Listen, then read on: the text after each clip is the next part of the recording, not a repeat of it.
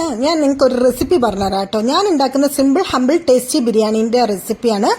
ബിഗിനേഴ്സിന് പോലും ഈസി ആയിട്ട് ഉണ്ടാക്കാൻ പറ്റുന്ന ഒരു റെസിപ്പിയാണ് കേട്ടോ. അപ്പോൾ ഞാൻ അതിലേക്ക് 1.5 കിലോ ചിക്കൻ എടുത്തിട്ടുണ്ട്. പിന്നെ നമ്മുടെ തക്കാളി കട്ട് ചെയ്ത് വെച്ചു. പിന്നെ ഇഞ്ചി, വെളുത്തുള്ളി, പച്ചമുളക് മിക്സിയിൽ അടിച്ചെടുത്തു.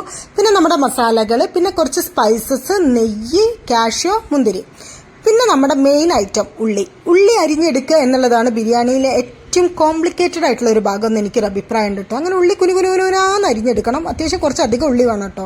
അങ്ങനെ ഞാൻ ചീനച്ചട്ടി അടുപ്പത്ത് വെച്ചു, വെളിച്ചെണ്ണ ഒഴിച്ചു. വെളിച്ചെണ്ണ നന്നായി ചൂടായതിന് ശേഷം നമ്മുടെ ഉള്ളി അങ്ങോട്ട് ഇട്ട് കൊടുത്തിട്ട് നന്നായിട്ടൊന്ന് വഴറ്റിയെടുത്തു കേട്ടോ. ഈ വഴറ്റിയെടുക്കുന്ന ഉള്ളിയാണ് ഈ ഉള്ളി, ഇതിനെന്തോ ഒരു പേരുണ്ടായിരുന്നു, ഈ വഴറ്റിയെടുത്ത് വറുത്തെടുക്കുന്ന ഉള്ളിക്ക്.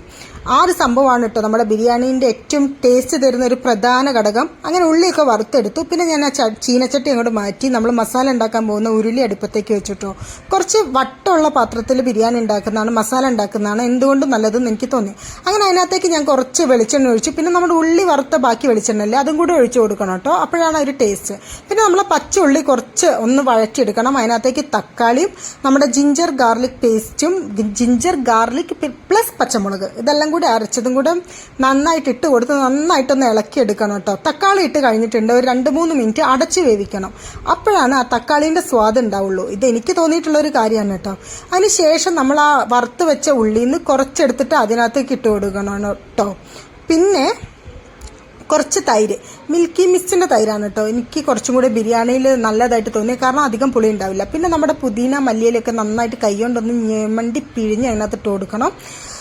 അതിനുശേഷം നമ്മുടെ മസാലകൾ, മുളക് പൊടി, മഞ്ഞൾപ്പൊടി, മറ്റേ ഗരം മസാല, പിന്നെ ബിരിയാണി മസാല ഉണ്ടെങ്കിൽ അത് ഇട്ട് കൊടുക്കാം കേട്ടോ. ഇനി ബിരിയാണി മസാല ഇല്ലെങ്കിലും അത് സ്കിപ്പ് ചെയ്യാവുന്നതാണ്.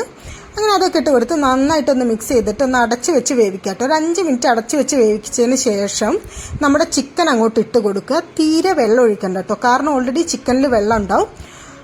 ആ വെള്ളം ഇറങ്ങിയിട്ട് ചിക്കൻ അതിൽ കിടന്ന് വെന്തോളൂ കേട്ടോ. ഒരു 5 മിനിറ്റ് ഹൈ ഫ്ലെയിമിലും ഒരു 10 മിനിറ്റ് ലോ ഫ്ലെയിമിലും വേവിച്ചിട്ടുണ്ടെങ്കിൽ നമ്മുടെ മസാല റെഡി ആവും കേട്ടോ. ഇടയ്ക്ക് കരിയാതെ ഒന്ന് ഇടയ്ക്കിടയ്ക്ക് ഇളക്കി കൊടുക്കും വേണം. അപ്പോഴേക്ക് ഞാൻ പുതിന ചട്നി ഉണ്ടാക്കാൻ പോയിട്ടോ. ചട്നിയല്ല, ചമ്മന്തി. അപ്പോൾ കുറച്ച് തേങ്ങയും നമ്മുടെ പുതിനേൻ്റെ ഇലയും കുറച്ച് പച്ചമുളകും എടുത്തു. എന്നിട്ട് മിക്സിയിലിട്ട് കുറച്ച് തൈര് ഒഴിച്ച് മിക്സിയിൽ നന്നായിട്ട് അടിച്ചിട്ടു.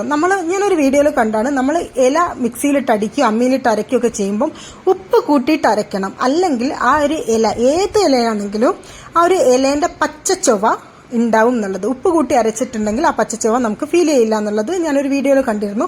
എനിക്ക് ശരിയായിട്ട് തോന്നിയൊരു റെസിപ്പിയാണ് കേട്ടോ. അതിനുശേഷം ഞാൻ നന്നായിട്ട് മിക്സിയിൽ നിന്ന് അരച്ച് എടുത്തിട്ടുണ്ട്. അങ്ങനെ നമ്മുടെ പുതിന ചമ്മന്തി റെഡിയായി. പുതിന ചമ്മന്തിയും സാലഡും ഇല്ലാതെ ഒരു ബിരിയാണി കഴിക്കുക എന്നുള്ളത് കുറച്ച് ഡിഫിക്കൽട്ടായിട്ടുള്ള കാര്യമാണ് കേട്ടോ. മാത്രമല്ല പുതിന വയറിന് നല്ലതാണ്, ദഹനം പെട്ടെന്ന് എളുപ്പത്തിലാക്കാൻ വേണ്ടിയിട്ട് സാധിക്കും. അങ്ങനെ ഞാൻ സാലഡൊക്കെ ഉണ്ടായി. അടുത്തതായിട്ട് നമ്മുടെ ചോറ് ഉണ്ടാക്കാനുള്ള പരിപാടിയിലാണ്. അതിന് കുക്കറിൽ കുറച്ച് നെയ്യും കുറച്ച് വെളിച്ചെണ്ണയും ഒഴിച്ചിട്ടോ. പിന്നെ നമ്മുടെ സ്പൈസസും, പിന്നെ നമ്മുടെ എത്രയാണോ അരി എടുത്തത് അതിൻ്റെ ഇരട്ടി വെള്ളം ഒഴിച്ചിട്ട് കുറച്ച്, അപ്പോഴേക്കും നമ്മുടെ മസാലയൊക്കെ റെഡി ആയിട്ടുണ്ടായിരുന്നു കേട്ടോ. അങ്ങനെ മസാലേൻ്റെ ഫ്ലെയിമൊക്കെ ഓഫ് ചെയ്തു. കണ്ടോ, മസാല നന്നായിട്ട് വെള്ളം വറ്റിയിട്ട് വന്നിട്ടുണ്ട്. നന്നായിട്ട് വേവ് നല്ല ജ്യൂസി രീതിയിലായിട്ടുണ്ട് കേട്ടോ. അതിനുശേഷം നമ്മുടെ വെള്ളം തിളച്ച് വന്നതിന് ശേഷം അരി അതിനകത്തേക്ക് ഇട്ട് കൊടുത്ത് ഒരു ഹാഫ് ലെമൺ സ്ക്വീസ് ചെയ്ത് ഒഴിക്കുന്നുണ്ട്. കാരണം അല്ലെങ്കിൽ നമ്മുടെ ചോറ് ഇങ്ങനെ ഒട്ടിയിരിക്കും കേട്ടോ. നമ്മുടെ ലെമൺ ഒഴിച്ച് കൊടുത്തിട്ടുണ്ട്. ചോറ് ഇങ്ങനെ അരി ഇങ്ങനെ വിട്ടിരിക്കും.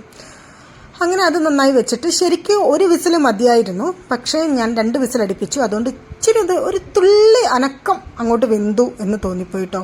അപ്പം ഏകദേശം 2 അടുപ്പത്തായി കഴിഞ്ഞപ്പോഴാണ് ഞാൻ അടുക്കളേൻ്റെ സ്ഥിതി നോക്കി. ഇന്ന് ഓൾറെഡി ലേറ്റ് ആയതുകൊണ്ട് ഈ ഇടയിലുള്ള പാത്രം കഴുകലും ക്ലീനിങ്ങും ഒന്നും നടന്നിട്ടില്ല കേട്ടോ. അപ്പം ഞാൻ വേഗം അതൊക്കെ ഒന്ന് ക്ലീൻ ചെയ്ത് വെച്ചു. കാരണം അടുക്കള വൃത്തിയായിട്ട് ഇരുന്നിട്ടില്ലെങ്കിൽ അടുക്കളയിലുള്ള ബാക്കി പരിപാടികൾ ചെയ്യാൻ ഭയങ്കര ഒരു ഉന്മേഷക്കുറവാണ്.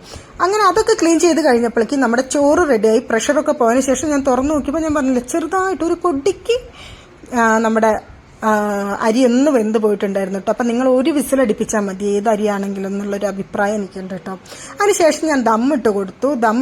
ദമ്മിട്ടതിന് മുകളിൽ നമ്മുടെ വറുത്ത് വെച്ച ഉള്ളിയും നമ്മുടെ കാഷ്യൂയും മുന്തിരിയും ഒക്കെ ഇട്ട് കൊടുത്തു കേട്ടോ. പിന്നെ ഇവിടെ ദമ്മിടുമ്പം വെയിറ്റ് വെക്കാൻ എന്തെങ്കിലും കിട്ടാൻ ഭയങ്കര പാടാണ്. അപ്പം ഞാൻ സ്ഥിരമായിട്ട് ചെയ്യുന്ന ഒരു പരിപാടിയാണ് കുക്കറിൽ വെള്ളം നിറച്ചിട്ട് ദമ്മിടാൻ വേണ്ടിയിട്ട് നമ്മൾ അടച്ച് വെച്ചിട്ട് കുക്കർ നിറച്ച് വെള്ളം എടുത്തിട്ട്, ഒരു 5 ലിറ്ററിൻ്റെ കുക്കർ നിറച്ച് വെള്ളം എടുത്തിട്ട് ഒരു ലോ ഫ്ലെയിമിൽ ഒരു 3-4 മിനിറ്റ് ഗ്യാസിൽ വെക്കുക കേട്ടോ. അങ്ങനെയാണെങ്കിൽ നല്ല ദം ബിരിയാണി കിട്ടും. അങ്ങനെ കൂടുതൽ ടൈം വെച്ചിട്ടുണ്ടെങ്കിൽ അടി കരിഞ്ഞു പോകും കേട്ടോ. എൻ്റെ സച്ചുവിനെ ഇങ്ങനെ നമ്മളിങ്ങനെ പാത്രത്തിലാക്കി തട്ടി കൊടുക്കുന്നത് ഇഷ്ടമാണ് കേട്ടോ. ഇവിടെ ഇപ്പോൾ പ്ലേറ്റ് ഒന്നും കിട്ടാനില്ലാത്തത് കൊണ്ട് ഞാൻ ഈ ഒരു പാത്രത്തിലാക്കി തട്ടി കൊടുക്കാമെന്ന് വിചാരിച്ചു. അങ്ങനെ ഞാൻ അവന് നമ്മുടെ പുതിന ചട്നി ചമ്മന്തിയും തൈരൊക്കെ വിളമ്പിയിട്ട് ഈ ബിരിയാണി അങ്ങോട്ട് തട്ടിക്കൊടുത്തുട്ട് എനിക്ക് അവൻ ഭയങ്കര ടേസ്റ്റ് ഉണ്ട് അല്ല അടിപൊളിയാന്ന് പറഞ്ഞിട്ടുണ്ട്. എനിക്ക് ഭയങ്കര സന്തോഷമാണ് കേട്ടോ. ഞാൻ അവന് വേണ്ടിയിട്ടാണല്ലോ ഇതൊക്കെ ഉണ്ടാക്കുന്നത്. അപ്പോൾ tata bye bye, see U.